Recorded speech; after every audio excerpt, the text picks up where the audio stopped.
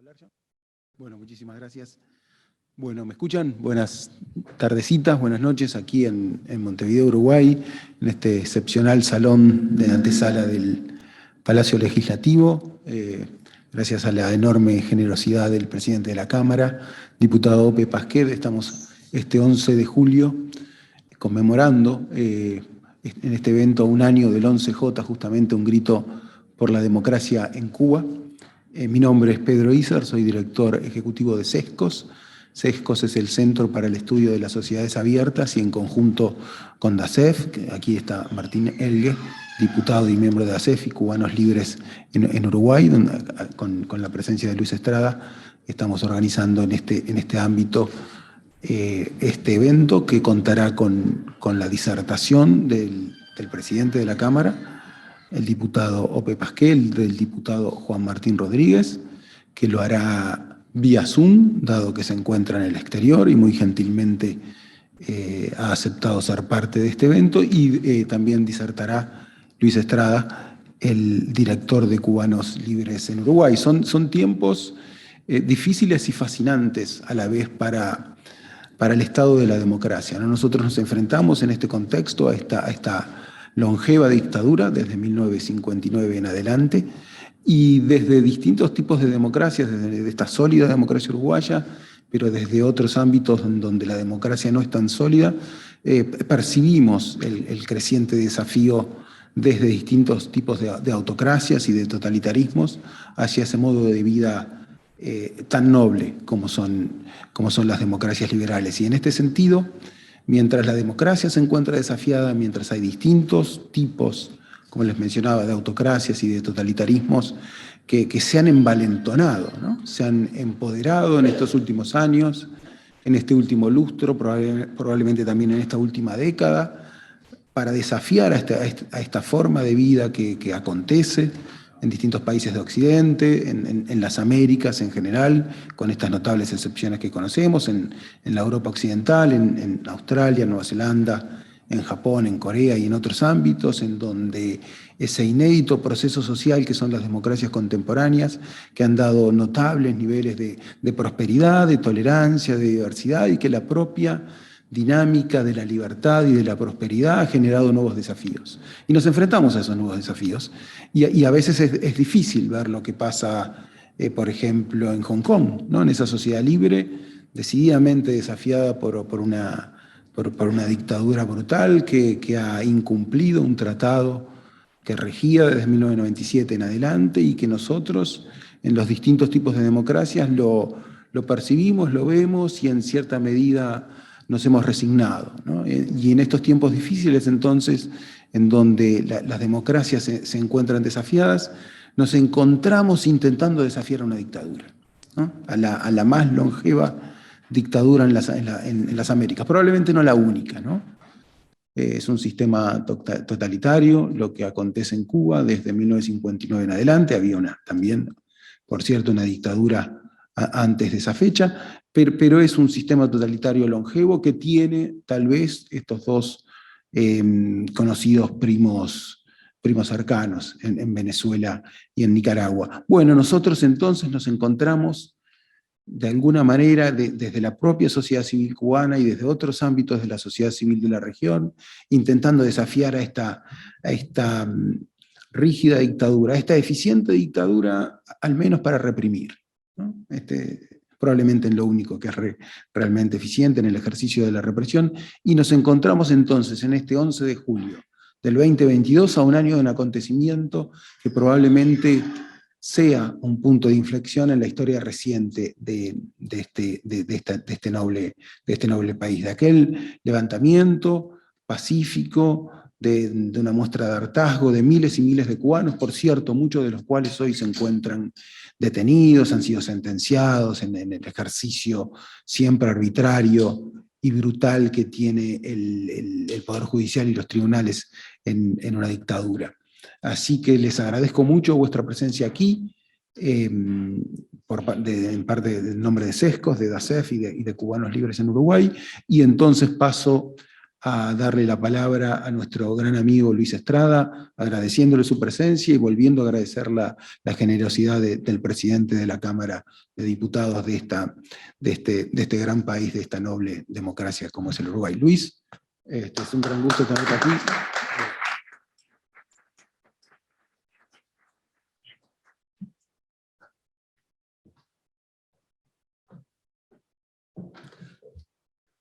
Bueno, buenas tardes. Primeramente que todo, mi nombre es Luis Estrada, soy licenciado en Educación. Llevo 10 años viviendo acá en Uruguay. Quiero agradecerle al Parlamento y al pueblo uruguayo y a los uruguayos esta oportunidad de poder venir acá y hablar sobre el despertar del pueblo de Cuba. Primeramente que todo, decirles que el 11 de julio fue una fecha determinante en la vida de los cubanos. Antes que eso, aclarar que Uruguay fue de los primeros países que se sumaron a una moción para mostrar lo que estaba sufriendo el pueblo cubano, mostrar la represión que estaba sufriendo el pueblo cubano. A ese Parlamento uruguayo le damos las gracias también y le vamos a estar eternamente agradecidos. Ese día, el 11 de julio, tenemos que decir que fue un acontecimiento muy importante para el pueblo y entendemos que también para la América Latina. El despertar del pueblo cubano es una situación que América Latina y sobre todo los que amamos la democracia estábamos esperando, sobre todo nosotros los cubanos, que hemos aprendido mucho en el exilio. En el exilio hemos aprendido a amar la libertad y la democracia. Los cubanos llevamos más de 6 décadas buscando dónde refugiarnos.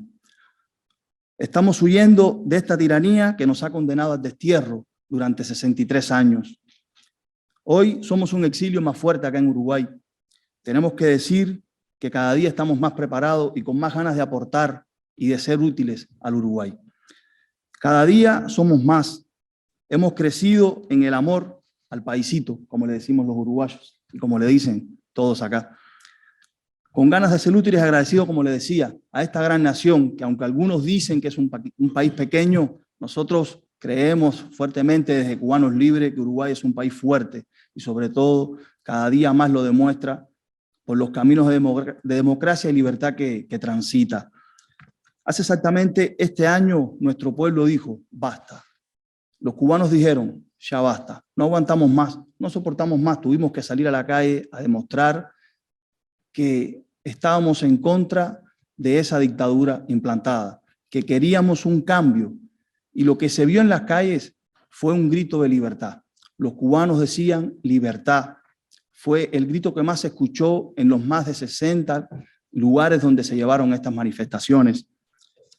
Tenemos que recalcar acá que estas manifestaciones se dieron espontáneas, no fueron planificadas, no hubieron líderes, la gente se hartó y dijo basta. Es decir, fue el pueblo quien salió a la calle y dijo, no queremos más esto.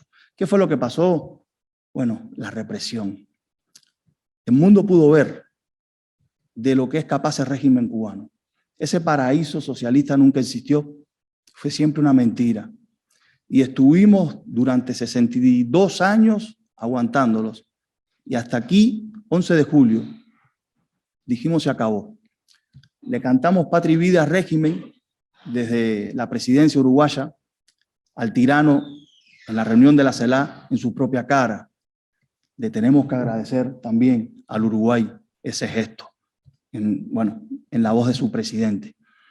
Indudablemente se ganó el corazón de todos los cubanos que están dentro de la isla. Hoy Uruguay se conoce mucho más dentro de la isla. El exilio, que se ha hecho muy grande acá en el Uruguay, hay que reconocer que la migración cubana ha tomado al Uruguay como un referente para vivir. Crece y crece. Las últimas notas que se dicen de la cantidad de cubanos que hay en Uruguay, hay más de 18.000 cubanos que están acá en el Uruguay. Muchos de ellos hoy se acercan a Cubanos Libres. Es una asociación que aprendió a vivir en democracia y en libertad. Democracia y libertad uruguaya. Lo cual para nosotros es un orgullo decirlo y manifestarlo donde quiera que nos paramos.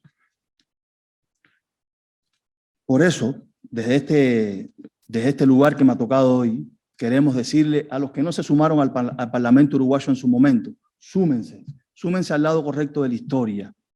súmense a aquellos que nos apoyaron en esta causa de libertad. Y a los que se sumaron, de verdad, eso va a ser siempre un agradecimiento para todos los exiliados cubanos que estamos en Uruguay. Le vamos a agradecer al pueblo uruguayo. Un compañero la otra vez me decía, un amigo de la asociación me decía, el día que Cuba alcance la libertad, países como Uruguay no van a alcanzar las plazas en Cuba para poner su nombre. Así que bueno, yo le decía, mira, qué lindo eso. Así que bueno, muchos fueron los factores que propiciaron el 11 de julio. Lo principal de todo, bueno, es la miseria a la que está obligada a vivir el pueblo cubano. Vamos a estar claros, no es solamente una miseria económica, que sabemos que existe, es una miseria humana, donde los cubanos estamos obligados a vivir sin libertad. Indudablemente en la isla se vive como esclavo, y eso el pueblo le dijo en un momento no. Y tanto es así que hoy tenemos que decir que más del 74% de los presos políticos que hay en Cuba hoy son afrodescendientes. Eso demuestra en Cuba que el régimen tiene institucionalizado el odio y el racismo. Y es una dictadura racista que cree que los negros no tienen derecho, lo cual nosotros sabemos, y la mayoría de los cubanos hemos sido víctimas de esa situación dentro de la isla. El peor racismo que hemos vivido los cubanos está adentro de la isla. Ese régimen que hoy nos oprime y nos sigue oprimiendo y sigue reprimiendo en Cuba a todos los opositores, tiene más de 1000 presos políticos.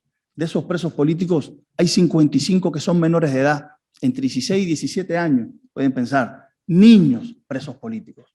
¿Qué hizo el régimen ahora? Bueno, tomó la iniciativa muy inteligentemente, después de las presiones internacionales que se han hecho desde UNICEF, bueno, los mandó para su casa con las causas, pero los mandó para sus casas presos domiciliarios. Indudablemente, la dictadura cubana es capaz de todo, pero más que capaz de todo, quiero dejarle algunas, digamos, de las reseñas que las personas decían el 11 de julio del 2021. Había una señora que desde la manifestación decía, nos quitaron tanto, nos quitaron todo, que hasta nos quitaron el miedo. Una abuela decía al lado de su nieto. En medio de las manifestaciones, mientras que la policía del régimen reprimía sin ningún tipo de temor, ya que el dictador de turno, el señor Canel, llamó a los revolucionarios hacia las calles a reprimir. En realidad los que fueron a reprimir fue la policía, los órganos de represión, y la represión fue bárbara. La verdad, hubieron hasta asesinados. Ahora quiero hablarle de algunos presos políticos, porque a las cifras también hay que ponerle cara, a las cifras hay que ponerles nombre. Aymara Nieto, una afrodescendiente, una mujer, una madre, una dama de blanco que el régimen la ve como un enemigo potencial, como una terrorista. Indudablemente, solamente salió a exigir comida y libertad para sus hijos, que no quieren vivir en ese régimen, que no quieren vivir en esa situación. La dama de blanco le aplicaron 5 años presa, Aymara Nieto, 5 años, simplemente por expresar su libertad de expresión, que en cualquier parte del mundo sería normal, en Cuba no. En Cuba no hay libertad de expresión. Aymara Nieto, violando todos los códigos internacionales, la dictadura la trasladó a una prisión a 600 kilómetros de su familia, sus niñas de 7 y 8 años. Pequeñas niñas que sufren todos los días estar separadas de su madre y que no entienden por qué. No entienden por qué. Bueno, 600 kilómetros de su familia, 30 días en celdas de castigo, porque el gobierno, la dictadura, la acusa de provocar desorden en la prisión. 30 días en una celda de castigo, separados de todos los demás, de todas las demás mujeres. Hasta eso llega la dictadura.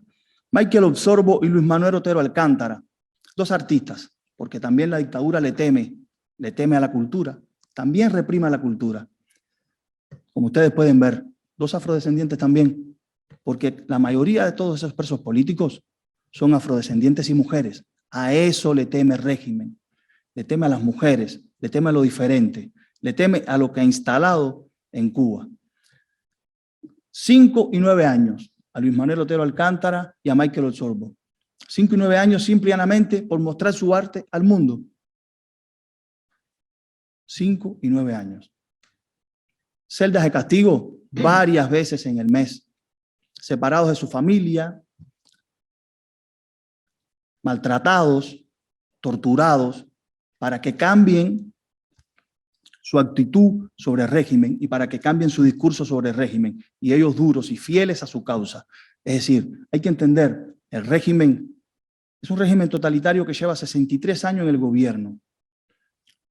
Lleva 63 años de tiranía, especializándose en cómo hacerte cambiar tu ideología, en cómo hacerte pensar diferente. Bueno, estos dos compañeros, estos dos amigos, estos dos ciudadanos cubanos han sido víctimas de los peores crímenes que pueda sufrir un hombre. Ellos lo han sido. Sobre todo Luis Manuel. Luis Manuel lo han llevado a psiquiátricos y sabemos que en Cuba es fácil inocularte un virus, inocularte una enfermedad. Lo han hecho, como con Ariel Ruiz Urquiola, un cubano que hoy está pidiendo libertad, está en huelga de hambre, y le inocularon el virus de VIH. Pero seguimos con los presos políticos cubanos y con los crímenes atroces de la dictadura. Laurencio Tejeda, un cubano que el 11 de julio salió a expresarse. Un cubano que el 11 de julio dijo no aguanto más. Salió a la calle. Otro afrodescendiente. Otro hermano.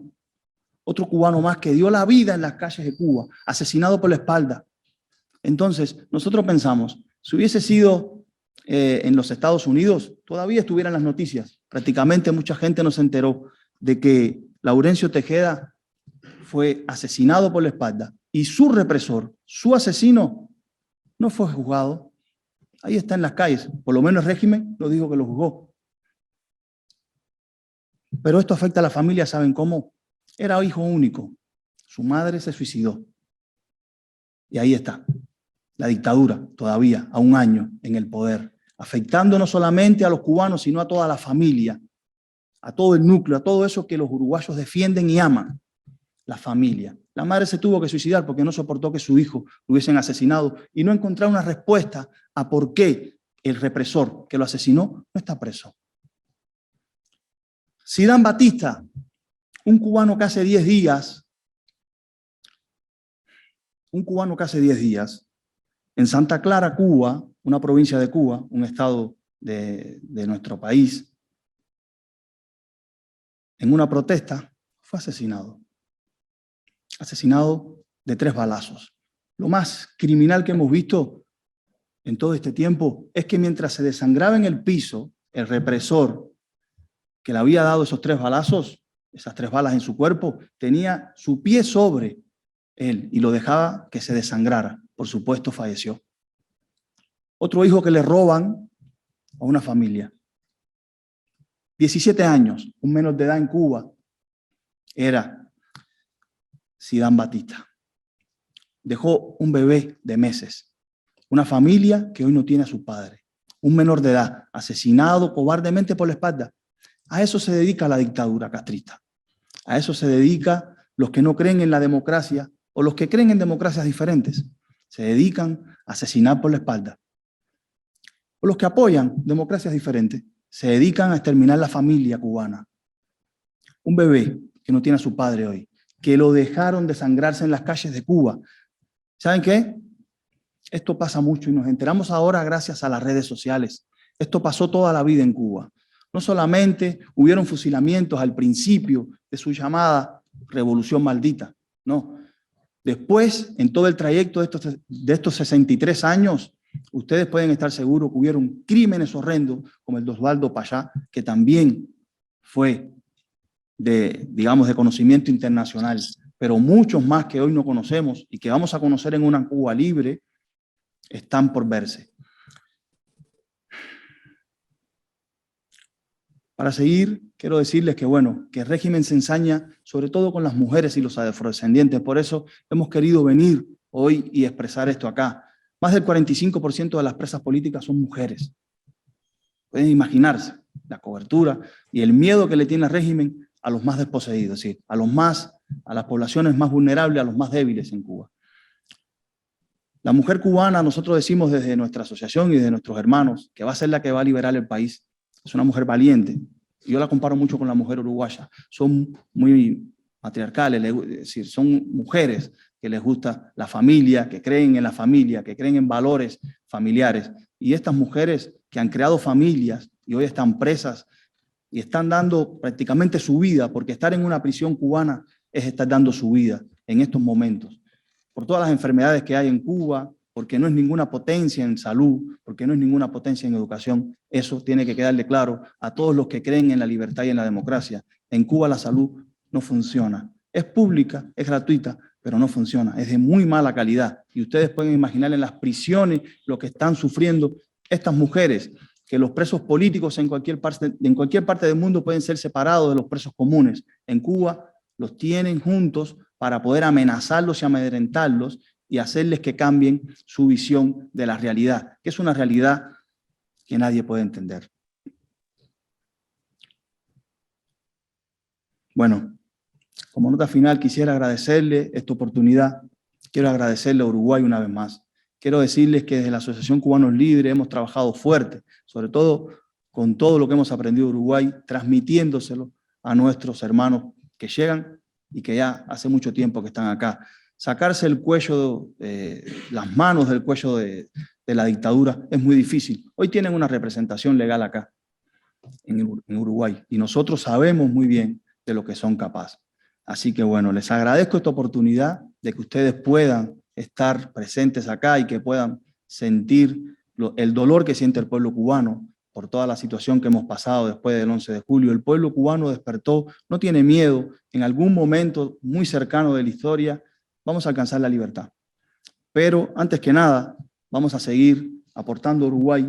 Hoy hay médicos, ingenieros, licenciados que viven acá en Uruguay, que quieren aportar a Uruguay, cubanos que quieren ser útiles en Uruguay. Así que les agradecemos, estamos agradecidos eternos del Uruguay y espero que algún día, cuando tengamos la libertad, bueno, muchas calles y muchas plazas tengan nombres de uruguayos verdaderos. Así que gracias por todo y sabremos cumplir.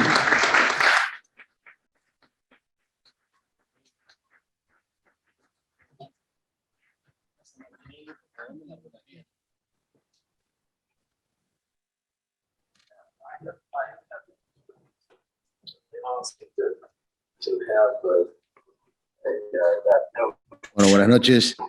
Vamos a presentar a continuación, que ya lo veo conectado, al diputado por el Partido Nacional, Juan Rodríguez, que está en el exterior, así que vía Zoom le damos la bienvenida a Juan y ya el auditorio es tuyo. Un abrazo desde Montevideo.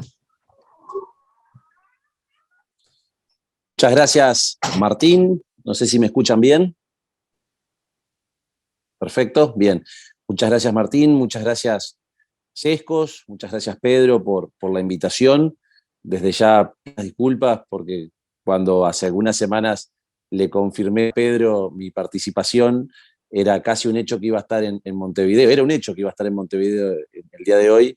Y hace unos días surgió la oportunidad de venir a Washington a generar una serie de vínculos del Parlamento latinoamericano con organizaciones regionales y también con el Congreso de los Estados Unidos. Y bueno, por eso es la razón en la cual estamos conectados de forma remota. Un saludo a Luis, un saludo al presidente de la Cámara, diputado Pepasquet. Agradecerles el testimonio que logré escuchar parcialmente de Luis, aunque hemos tenido oportunidad de conversar telefónicamente varias veces, personalmente algunas pocas, y sabemos de su compromiso y su fuerte dedicación justamente a la causa de un pueblo como el pueblo cubano que viene sufriendo durante más de 60 años una opresión por un régimen que de los más temerarios, podemos decirlo, los más violentos, porque no solamente la opresión, no solamente el temor, sino justamente el cercenamiento de libertades y derechos de los más fundamentales. Y cuando hace un año estaba el episodio y la gran movilización del 11 de julio, y lo hablábamos, recuerdo, en horas de la tarde con Martín, telefónicamente justamente porque nos enterábamos vía redes sociales lo que estaba sucediendo. Ambos coincidíamos en un elemento, en una consigna, que era el principio del fin. Un fin que, por supuesto, no iba a ser de un día para el otro, no iba a ser abrupto ni drástico, sino por el contrario, iba a tener, lamentablemente, un proceso, al igual que lo ha tenido, pero por primera vez veíamos cómo el pueblo cubano, porque eran episodios anteriores, tal vez de menor envergadura, pero todos también guiados y promovidos por la misma consigna justamente de la pérdida del miedo. Y lo que hemos empezado a ver justamente también es que el régimen cubano no ha cambiado su actitud. En todo caso, lo que quiso fue emular, pero no le dio mucho. Primero, por supuesto, cortando las redes. Segundo, aprovechando otras circunstancias a nivel mundial para perseguir, para encarcelar, para condenar, para procesar a ciudadanos, a artistas, a jóvenes, a mujeres y hombres que lo único que hicieron fue reclamar por libertad, reclamar por derechos, reclamar por medicamentos, reclamar por una vida digna hace un año. Y en estas últimas semanas se vio como algunos de esos artistas, algunos de esos jóvenes luchadores, de esos estudiantes, han recibido condenas de 9, 10 años e incluso más por el solo hecho de manifestarse libremente, por ser partícipe de una canción, por expresar algo tan puro y tan democrático como es el arte, en contra de un régimen tan opresor como el régimen cubano. Nosotros de Uruguay hemos intentado servir como caja de resonancia. El diputado Martín Elgue es otro gran defensor de la causa del pueblo cubano y hace muchos años que viene llevando adelante esa lucha. Y nosotros a nuestro nivel también lo hemos seguido e intentado hace ya mucho tiempo y lo vamos a seguir haciendo. Lamentablemente, lo que sucede en Cuba no es solamente en Cuba, hay otros pueblos latinoamericanos que también están sufriendo condiciones y situaciones similares, como lo es Nicaragua, como sucede en Venezuela.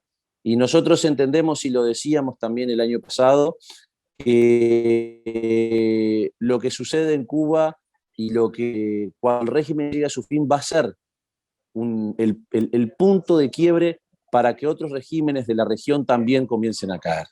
El régimen cubano es para un sector ideológico de la política uruguaya y latinoamericana, son como las joyas de la abuela. Es eso que no puede caer porque si cae, cae la mentira.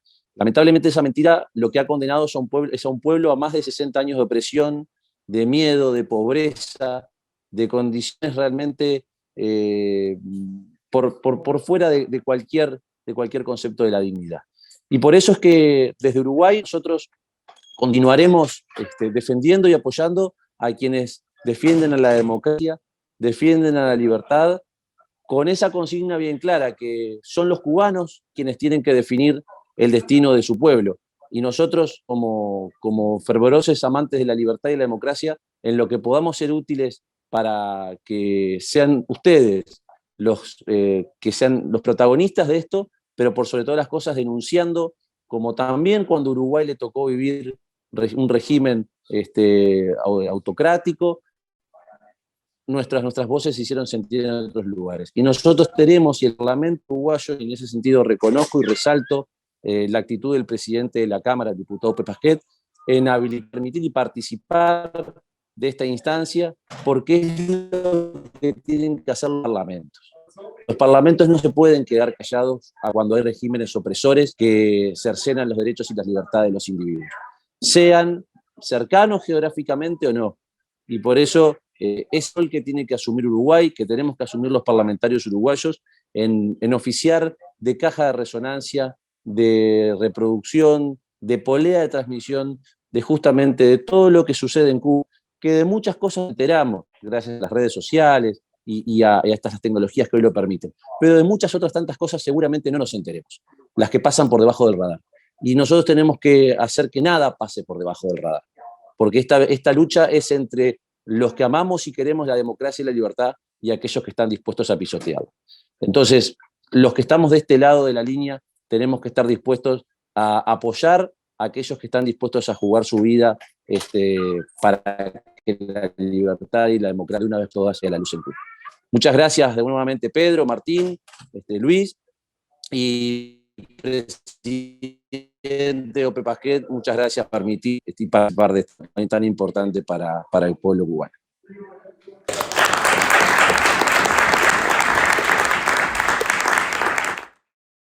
Muchísimas gracias, Juan Martín. Ha sido un gran gusto escucharte, muy, muy profundo, muy certero, muy preciso. Es un día, una jornada de reflexión y en cierta medida una jornada emocionante para nosotros, para los aquí reunidos. Así que bueno, en tercer lugar va a hablar el presidente de la Cámara, el diputado Ope Pasquet, que ha sido tan generoso con nosotros, que le queremos agradecer muy particularmente lo generoso que ha sido con este acontecimiento, con la situación cubana y por cierto, con nuestra institución, con Sescos en particular. Así que, diputado Pasquet, es un gran gusto escucharlo. Adelante. Muchas gracias Pedro Izar y muchas gracias a Sescos por la invitación para estar aquí hoy.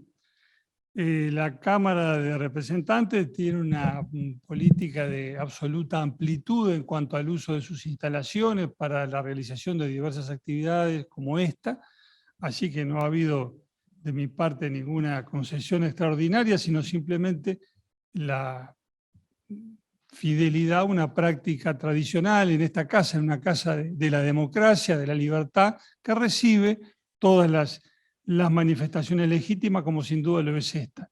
Que uno venga aquí con un gusto particular es otra cosa, pero la política de la Cámara es de amplitud. Yo me permito hablar desde acá porque la tribuna estimula, digamos, el fervor en la oratoria, y en cambio desde este lugar creo que podemos hablar con más serenidad y analizar con detenimiento cosas que merecen ser analizadas en este primer aniversario del 11 de julio en Cuba. Lo primero en lo que corresponde detenerse es en lo siguiente: ¿por qué aquí desde Uruguay le prestamos esta atención a un hecho ocurrido hace un año en Cuba?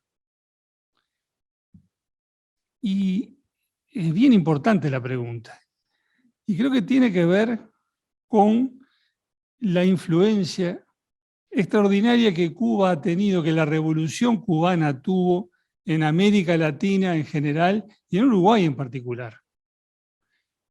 Porque para muchos uruguayos que eran jóvenes a principios de la década del 60, el espectáculo aquel de una revolución que heroicamente avanzaba sobre una dictadura, la derrotaba, se enfrentaba a la gran potencia de aquel momento, los Estados Unidos de América, y llevaba adelante su idea de lo que tenía que ser un régimen socialista, justo, igualitario, etc.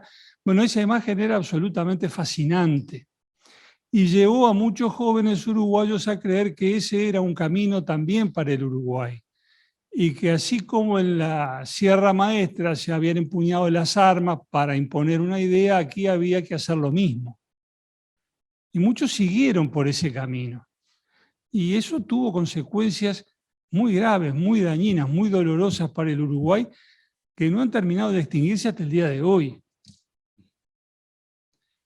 Eso fue así pese a que cuando vino una de las figuras más importantes de aquella revolución al Uruguay, cuando vino aquí Ernesto Che Guevara, el Che dijo: cuidado con lo que ustedes tienen, cuídenlo, porque ustedes tienen una democracia que permite que se defiendan todas las ideas, y en cambio cuando se va por el camino de la revolución, se dispara el primer tiro y nunca se sabe cuándo se va a disparar el último. O sea, el Che alertó contra, digamos, lo que pudiera ser el menoscabo de esa democracia uruguaya, que ya en aquel momento era excepcional en un continente convulsionado. Bueno, no le hicieron caso al Che, y algunos se lanzaron por el camino de la lucha armada, y después de que algunos se lanzaron por ese camino, vino la represión de la lucha armada, corrió mucha sangre, finalmente se derrumbaron las instituciones democráticas y tuvimos 12 años de dictadura. Y todo eso en todo eso creo que jugó una parte, eso que era una especie de referencia, de ejemplo, de símbolo, que alentaba a los jóvenes en Uruguay y en otras partes de América, que lo llevaba por el camino de la violencia para imponer un determinado régimen político, económico y social. Y claro, fueron pasando los años, mucha gente advirtió que aquel régimen no era lo que decía que iba a ser. Hubo episodios que llamaron la atención y que hicieron que se alejaran del régimen cubano, muchos de los que inicialmente lo habían apoyado, intelectuales prestigiosos como Vargas Llosa, por ejemplo, que en un primer momento muy partidario de Cuba, que luego tomó distancia, terminó siendo un opositor a lo que allí ocurría. Episodios, digamos, que conmovieron las conciencias genuinamente democráticas del continente, como aquel caso Padilla a finales de los años 60, cuando a un poeta lo obligaron a incurrir en una abyecta autocrítica para que no fuera sancionado por sus opiniones contrarrevolucionarias. Creo que ese fue lo que detonó el cambio de posición de Vargas Llosa. En fin, fueron pasando muchas cosas, pero sobre todo con el escudo protector que era la figura de Fidel Castro, el carisma de Fidel Castro, mucha gente ha seguido creyendo, y mucha gente sigue creyendo hasta hoy en la ejemplaridad de la Revolución cubana. Y creo que esa referencia, el valor que se le asigna a esa referencia, ha actuado en contra de la fortaleza de las convicciones democráticas en muchos países de América, y en el nuestro también. Porque la gente que aplaude lo que pasa en Cuba, lo que ha venido pasando en Cuba desde hace más de 60 años, no puede tener las convicciones democráticas firmes que tenemos los que vemos que eso es una dictadura y que merece ser señalada como tal. Entonces, por eso es que miramos con atención lo que pasa en Cuba, y por eso que nos impresionó profundamente lo ocurrido el 11 de julio del año pasado. Porque ahí se lanzaron a la calle decenas, más de un centenar de miles de cubanos, algunos dicen 140.000, 150.000, 160.000, algunos dan cifras superiores incluso, no sabemos nosotros cuántos fueron, pero fue algo absolutamente multitudinario en toda Cuba, no solamente en La Habana, fue en toda Cuba, en más de 60 ciudades, centros poblados cubanos. Salió la gente a la calle a protestar, empezaron en San Antonio de los Baños, en un lugar cercano a La Habana, después eso se diseminó por toda Cuba, fue el 11, fue el 12, algunos todavía el 13 de julio, una protesta, un estallido de protesta generalizada de gente que reclamaba, acosada por necesidades perentorias de la vida cotidiana. Pero como nos decía los otros días cuando estuvo aquí una mujer cubana que debió irse de la isla porque el régimen la obligó a irse, como dijo Carolina Barredo los otros días acá en Montevideo. Sí, eso fue la chispa que detonó los cortes de energía eléctrica, la carencia de alimentos, la carencia de medicamentos, pero la causa profunda es la falta de libertad. La gente reclamaba libertad, reclamaba alimentos, reclamaba medicina, pero no degrademos el móvil de la protesta a un reclamo material solamente. Ese fue el detonante. Las causas profundas vienen de 60 años de represión y dictadura. Ese estallido espontáneo de gente acosada por las carencias, las dificultades, el hostigamiento, la presencia abrumadora del régimen en cada acto de la vida, porque Cuba no es solamente una dictadura, es una dictadura totalitaria. El totalitarismo que pretende regir cada acto de la vida de la persona, no solamente sus manifestaciones políticas, sino cómo se siente, cómo se piensa, cómo se actúa en cada ámbito de la vida. Por eso es totalitario, abarca totalmente la existencia humana. Y esa presencia sostenida que deforma la cabeza de la gente, que ese es un objetivo, ¿no? Formatear ideológicamente a la población, bueno, llega un momento en que se hace insoportable y hay gente que todavía tiene arresto como para salir y enfrentarlo, y eso fue lo que pasó el 11 de julio. Ahora, había tenido esos antecedentes, vaya si había tenido antecedentes. Habían venido protestando otros cubanos de otra manera, con otra intensidad, pero habían venido protestando. Las damas de blanco, por ejemplo, movilizándose en defensa de los disidentes, los presos políticos, no hacen reivindicaciones políticas, piden simplemente libertad o trato humanitario para los disidentes. Habían venido protestando los de la UNPACU, la Unión Patriótica de Cuba, eso sí, con móviles políticos. En el 2020, los artistas se habían nucleado en el llamado movimiento San Isidro y habían protestado contra la indebida injerencia de las autoridades cubanas hasta en la creación artística. Yo no sabía, me enteré leyendo algunos materiales que hay hasta un carné de creador. A todos los artistas que pretenden serlo tienen que registrarse, o sea, quedar debidamente encuadrados dentro de las normas del régimen, les piden el carné de creador y tienen que someterse a las pautas, los lineamientos que dan las autoridades cubanas que definen la política cultural. La gente empezó a protestar contra eso, a agruparse contra eso. Ese es el movimiento San Isidro. Y son ahora estas dos personas que se mencionaban recién, Otero Alcántara y el otro prisionero político. Lo tengo anotado aquí, Michael Osorbo, pertenecen a ese movimiento. Es decir, existían estos antecedentes que estaban anunciando que se estaba formando la tormenta. Bueno, no se olviden, en el 2003 hubo aquella primavera negra, aquella escalada represiva que llevó muchísima gente a prisión. Es decir, esto viene de atrás, no fue un rayo en un cielo de verano lo del 11 de julio.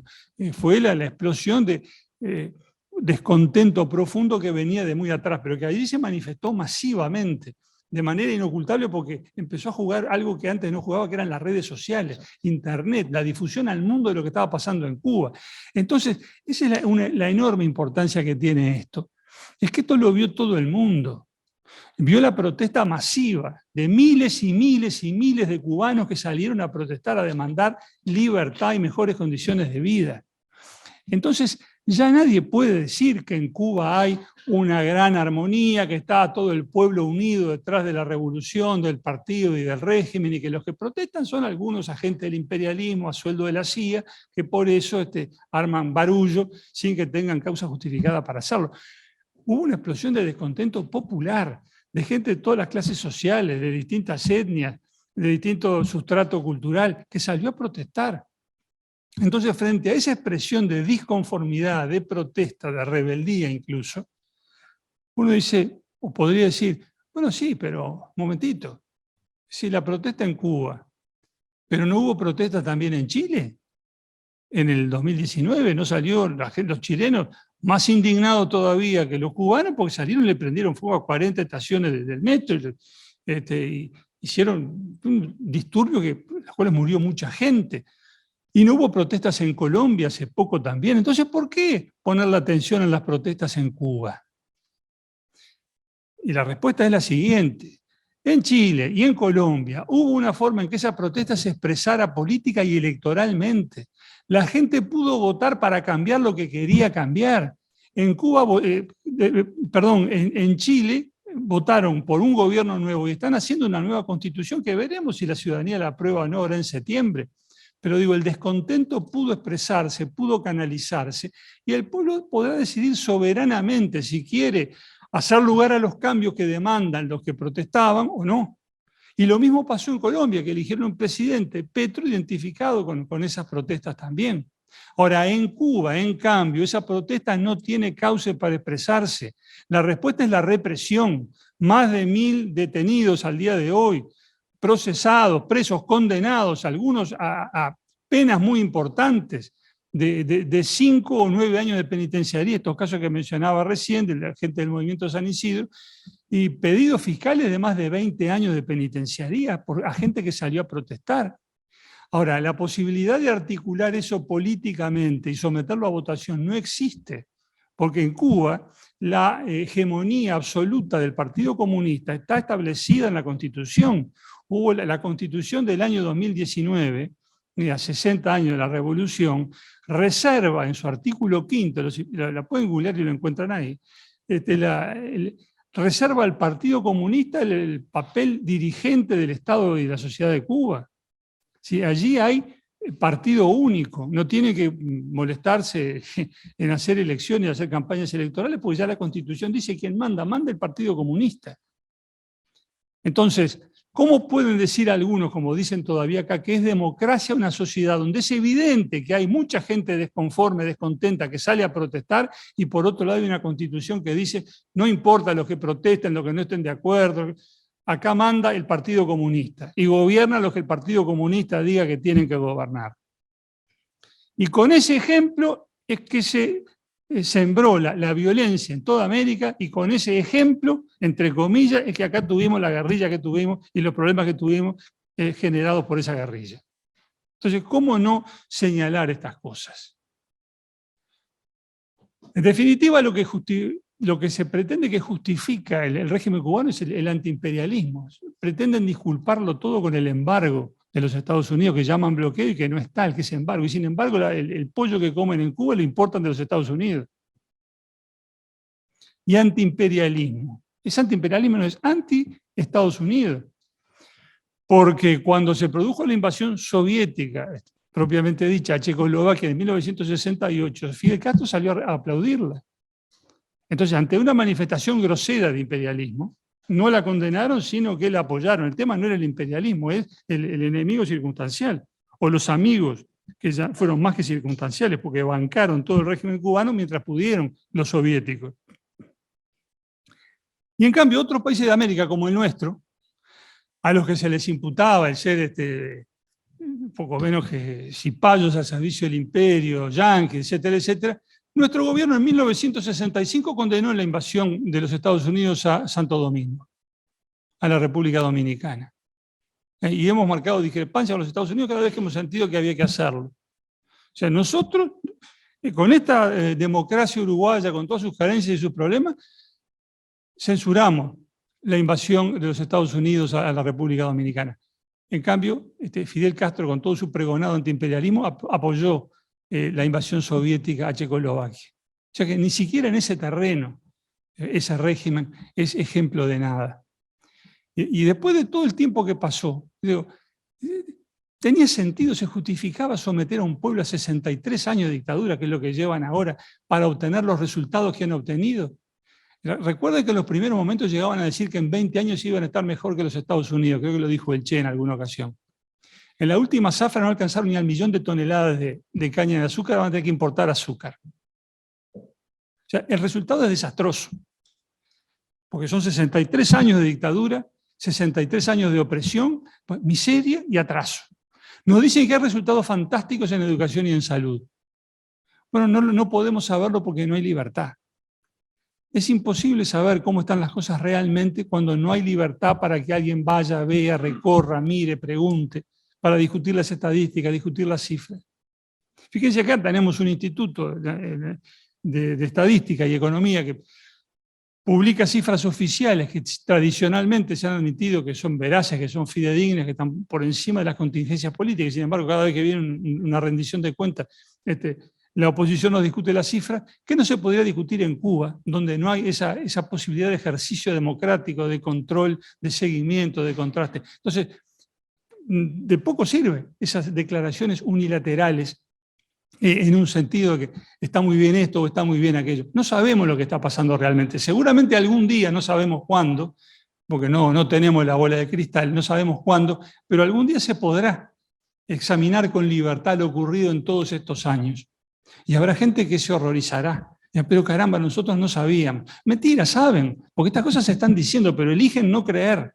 Como pasó con la Unión Soviética, cuando se decía las cosas que estaban pasando y elegían no creerlas. Cuando se decía que enviaban a los disidentes a los campos, a los hospitales psiquiátricos, se decía, no, esa es propaganda de la CIA. Después supimos que era cierto. Cuando decían que en el muro de Berlín era para evitar la agresión imperialista, no porque la gente quisiera irse. Y vaya si querían irse. Como se están yendo ahora de Cuba, que estaba leyendo que en 8 meses se fueron 140.000 personas, un éxodo que desangra al pueblo cubano.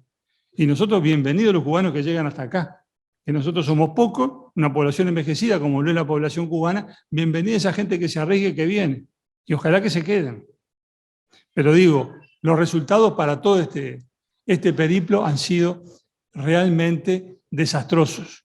Y algún día, los mismos que han defendido todo esto durante 60 años, algún día se verán confrontados con los hechos, con los duros hechos, y no nos hagamos ilusiones, no dirán más que lo que dijeron cuando se cayó, cuando hizo implosión la Unión Soviética.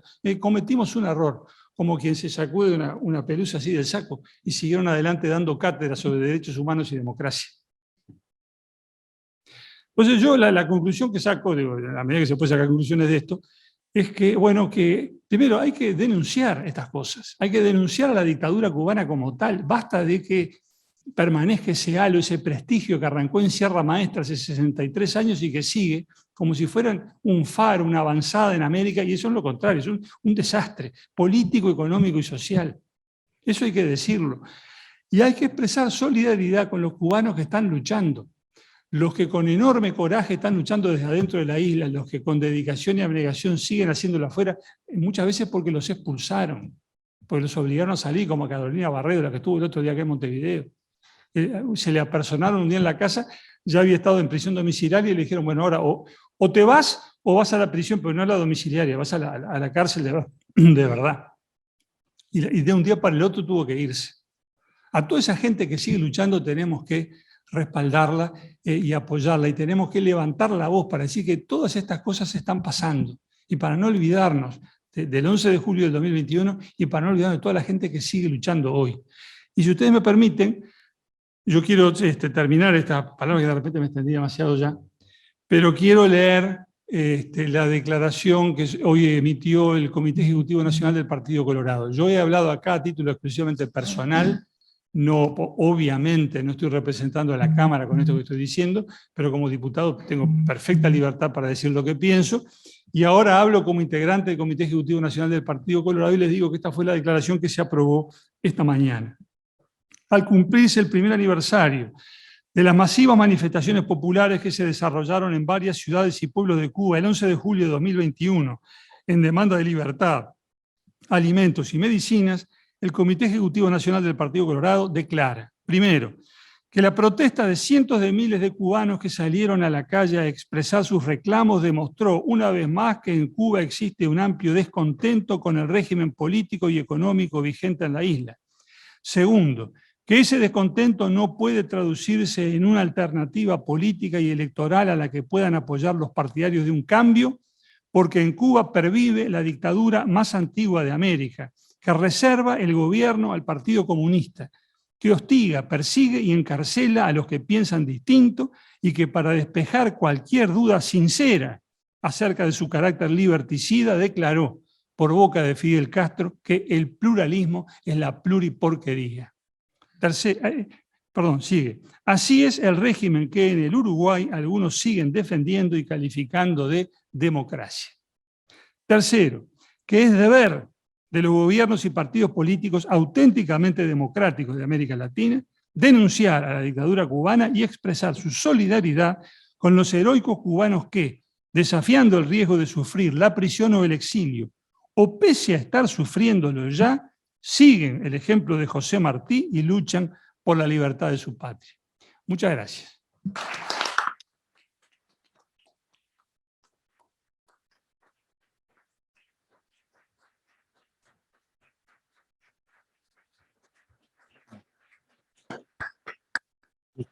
Muchísimas gracias, diputado Pasquet. Ha sido una excepcional presentación y un final con una declaración muy, muy, muy conmovedora también.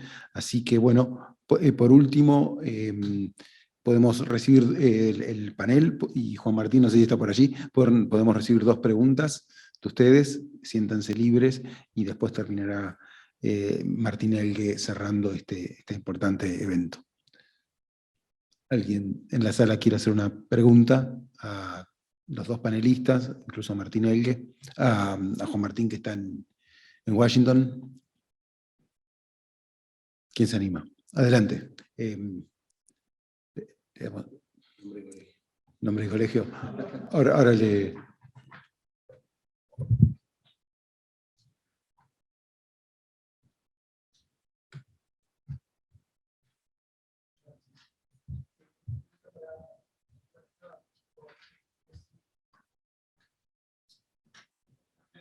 situación que genera estar acá y la gente no puede hacer nada para ayudar a la gente de la isla, ¿qué situación tienen alguna? Si ustedes tienen alguna forma de ayudar a los cubanos que vienen acá, Bueno, gracias por la pregunta. Es decirte que desde la Asociación Cubanos Libres, es una organización constituida acá en Uruguay, bajo las leyes uruguayas, ayudamos a los cubanos que llegan acá y los recibimos. Imaginar que el cubano desde que llegan no sabe ni dónde queda Tres Cruces, es decir, hay que llevarlo hasta la terminal de ómnibus. Pero más que eso, desde la asociación también se trabaja con todos los cubanos en decirles que llegaron a la libertad, que están en libertad, que pueden hacer uso de todas las bondades que tiene las leyes de este país y sobre todo de que pueden hablar, pueden expresarse, porque indudablemente a veces llegan y todavía tienen el yugo de la dictadura que los oprime y no se dan cuenta de que están en un país libre y que pueden ser parte y, bueno, como ya decía, ser útil y aportar al gobierno. Esa ha sido la principal misión desde Cubanos Libres. Como ustedes pueden ver, es una asociación nueva que fue de las últimas que surgió porque nosotros también hemos aprendido a vivir en libertad y hemos aprendido a vivir en Uruguay. Así que bueno, por ahí viene la mano. Bueno, muchas gracias, Luis. ¿Alguna otra pregunta del panel? Adelante. ¿Me escuchan? Sí. Sí. También una pregunta para ¿tienen alguna percepción o una estadística, digamos, de cómo es la inserción de los cubanos dentro de la sociedad uruguaya? Si organizan, si afianzan o alguna vez se ha mencionado, son en algún momento un punto de salto de por trampolinas hacia otro lugar. Muchas gracias por la pregunta. En Uruguay han llegado a existir casi 30.000 cubanos. Es una población bastante grande con respecto a la población que ustedes tienen acá. Hoy actualmente tienen que estar fluctuando en Uruguay cerca de 18.000 cubanos. Pasa que si los últimos censos que se han hecho y las últimas entradas y salidas, por temas de pandemia, no se pudieron hacer los controles más exigentes. El cubano se adapta muy bien al Uruguay, tiene esa parte de que los uruguayos de una forma u otra son extranjeros en este país, es decir, son migrantes. En algún momento muchos tuvieron que salir de Uruguay por el tema dictadura, y hay cierta afiliación, cierto cariño hacia el pueblo cubano y sobre todo a los cubanos. Nos insertamos muy fácil en la sociedad cubana, hablamos el mismo idioma y en realidad no es fácil. Hoy en día los cubanos están llegando, están encontrando trabajo rápido, no tenemos cubanos en situación de calle.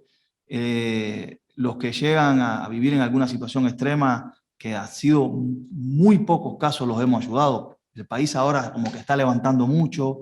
Este gobierno ha venido implementando políticas que han venido ayudando mucho a la migración y eso es bueno, sobre todo las políticas, bueno, que sabemos que, por ejemplo, por poner una con la LUC, los arrendamientos ahora podemos pagar y no necesitamos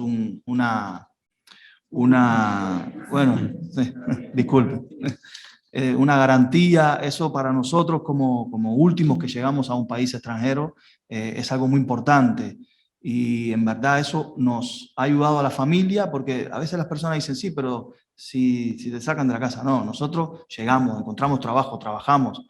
La gente dice, no, que hacen los peores trabajos. No, es verdad, hacemos los trabajos y trabajamos, es decir, damos lo mejor que tenemos para aportar al país, para ayudar al país, y muy pocos de estos cubanos, ya les digo, hoy están en situación de calle.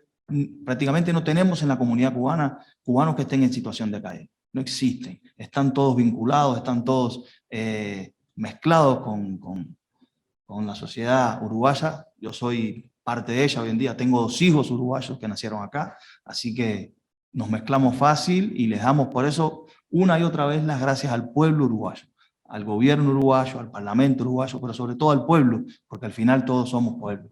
Así que bueno, gracias. Gracias, Luis. Bueno, no sé si alguien quiere hacer otra pregunta. o pasamos a la etapa final del evento. ¿No?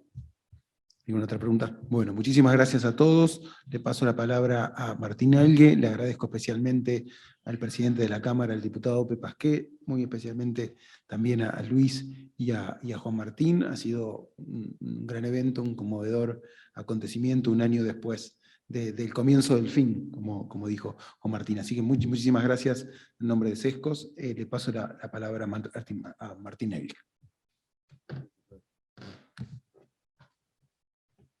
Bueno, buenas noches. Ya para concluir esta fase, sumarme a los agradecimientos que decía Pedro. No estoy en calidad de legislador en la noche de hoy, sino que como secretario general de la ASEF, que es Democracia Activa, Centro de Estudio y Formación, con quienes, junto a Sesco, ya desde hace un par de años hemos creado un montón de eventos en modo pandemia, en la nueva normalidad. Todos ellos fueron exitosos, internacionales, pero virtuales. Hoy creo que es el primer evento que hacemos con Sesco presencial, nada más ni nada menos que en la Casa de la Democracia, y tocando un tema que particularmente nos apasiona, y nos ha comprometido desde hace ya 18 años. Y en el recorrer de este camino conocimos a Luis, como a Jorge, Lidier y tantos otros integrantes de la organización Cubanos Libres en Uruguay, y en su momento le dimos la bienvenida a nuestro país y que les decíamos que ojalá pudieran anclar acá en Uruguay y encontrar en nuestra tierra un país que les dé oportunidades y un futuro. Ya Luis ya echó raíces y tiene dos criollos, hincha de Nacional, así que es doblemente bueno. Y agradecerles entonces en nombre de nuestras organizaciones, a Cubanos Libres también por haber aceptado la invitación. Yo siempre cuando charlamos de la realidad de Cuba me quedo con gusto a poco, pero qué bueno que tener cubanos jóvenes que nos cuenten de primera mano lo que han vivido, lo que viven sus padres y sus familias que aún están allá, y que nos den otra visión real de lo que está padeciendo el pueblo cubano. Porque en cierta manera, y no me voy a extender, creo que nosotros estamos como generación, hablo, en deuda con todo el pueblo cubano. Y Uruguay fue lamentablemente 15 años cómplice de una dictadura atroz y tremenda. Creo que ahora estamos reivindicando y como sociedad y como país todo, poniéndonos a tiro con un pueblo que hace 60 años grita por libertad, y Uruguay, desde el último cambio de gobierno, hizo un punto de inflexión, ya no invitando el 1 de marzo, en la asunción del nuevo presidente, a los dictadores de América Latina. Así que creo que como generación me siento un poquito más aliviado, y ojalá, bueno, todos los cubanos encuentren rápido, más temprano que tarde, perdón, la libertad, y que lo que lleguen a Uruguay puedan encontrar aquí la libertad que en su tierra no han tenido. Agradecer al presidente de la Cámara, Pepe Pasqué, por la hospitalidad, y al diputado Juan Rodríguez, que desde Washington supo hacerse el espacio para acompañarnos, y ojalá podamos vernos pronto en otro evento. ¿Quién dice que sea antes del próximo 11J y festejando que Cuba vive en libertad? Patria y vida. Muchas gracias para todos.